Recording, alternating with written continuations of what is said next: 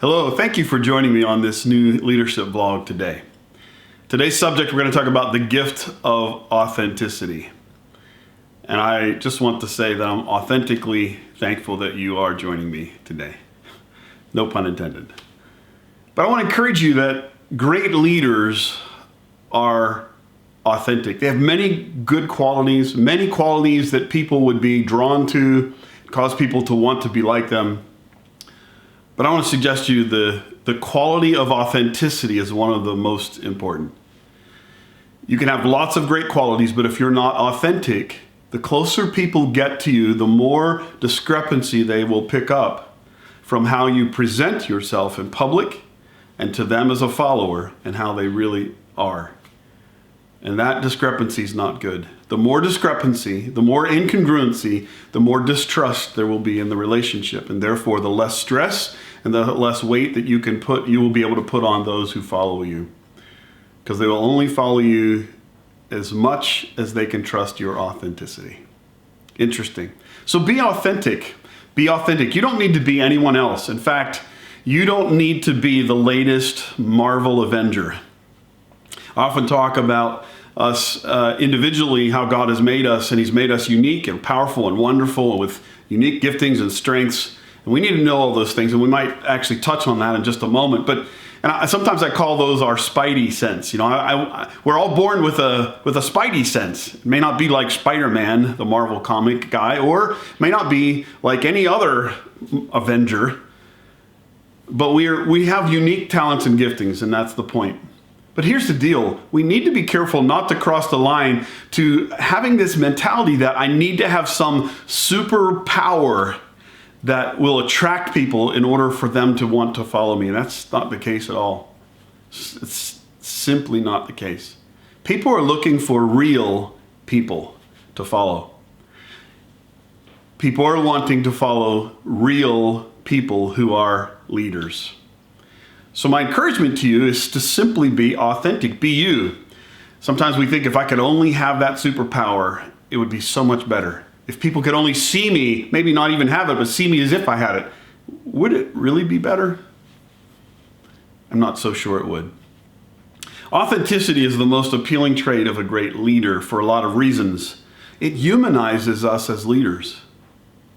When I'm authentic with the people that I am leading, it means that they get to see me as who I really am. And it humanizes me. I've heard people say, you got to be careful what you show those that you're leading because, you want to make sure you keep your distance. And I just want to tell you that I understand there are boundaries and spheres. Jesus had the masses, the crowds. He had the 70 that he sent out. He had the 12 and then he had the 3. I understand the spheres and boundaries. I get all of that.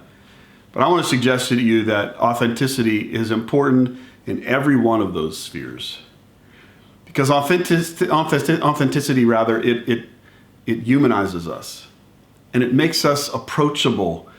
It makes us like them. Why do you think Jesus had to become a man? If he were not like us, we would probably struggle following him. Now, we are like him. But we lost that imagery. It got marred, rather, in the fall.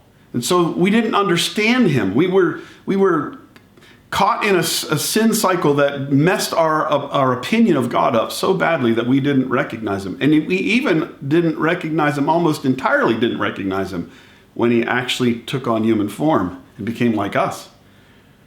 But Jesus was the authentic expression of God toward man. So authenticity, it humanizes us. It inspires people around us and those that we lead to be authentically themselves too. That they don't have to be anyone else. They don't have to be a superhero. They can just be them, and that is valuable enough.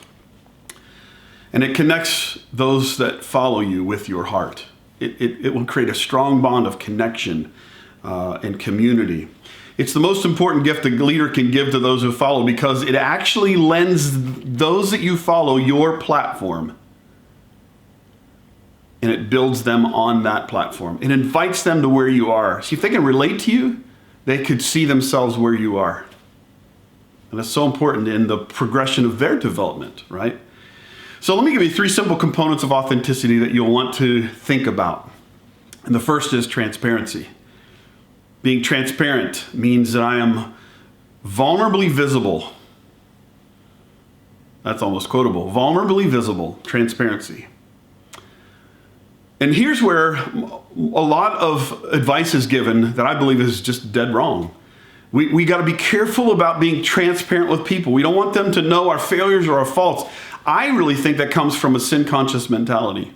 See, in a sin-conscious mentality, we can't dare let someone else see us in our failure or in our faults because they might judge us as unworthy of being followed or unworthy or not as valuable as we want to be in their eyes. See, sin consciousness means we have to cover our sin as much as possible and keep it in the back closet so that no one knows about it. The problem with that is we know about it. That's the problem. The problem with that is we know about it, and it's in our closet. We understand that we've got something hidden that we don't want others to see. And that deception, that discrepancy that we know about will cause us to stumble in our leadership. And so we really need to not keep things in our closet that aren't visible to other people, at least that inner circle, right? So transparency is the invitation to intimacy. It's the invitation for people to see into me. It's intimacy. Again, different boundaries for different groups. I get it. Keep those different groups in different places. Totally righteous and healthy.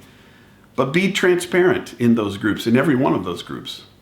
And don't be afraid to let people see you as you really are. It takes courage to do that. And it takes humility, which is strength in character. Humble yourselves and you'll be exalted. The world teaches us differently. We can't let other people see our deficiencies because it will knock us down on the totem pole. But the kingdom is different. Humble yourselves and God will exalt you, right? If you're transparent, followers will feel valued. They will learn to see their own value because you don't discount your value when you realize that you have a mistake. They will be able to see for themselves that when they make mistakes, it doesn't devalue them either. And it will cause them to feel honored that you invited them in to the reality of who you are. The second word for authenticity, to help describe what authenticity is identity. You can't be authentic if you don't know your identity, if you don't know who you are. You can't be an original and an authentic original without an identity, right? The counterfeits play off of the real.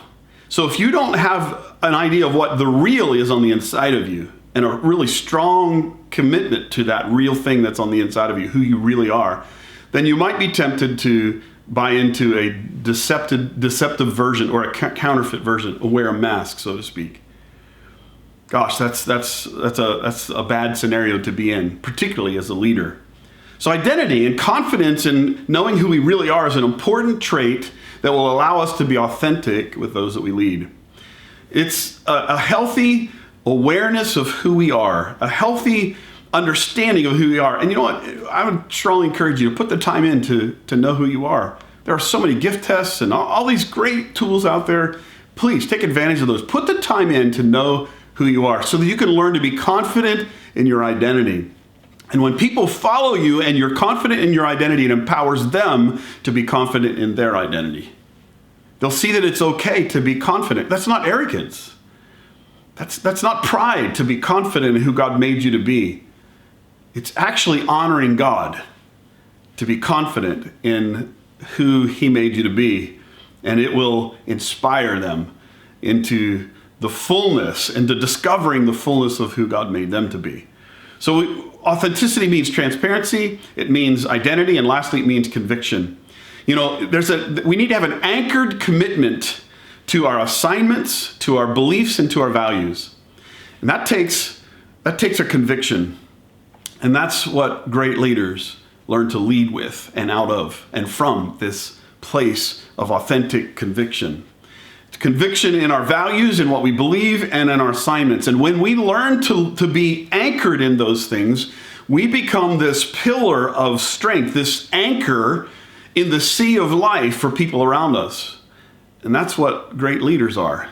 And that's part of what attracts people to great leaders, because they're authentically convicted about who they are, about what they're doing, about what they believe and what they value. And when we're convicted in that way, it provides stability for our followers. For people who are following us, they feel stable and secure.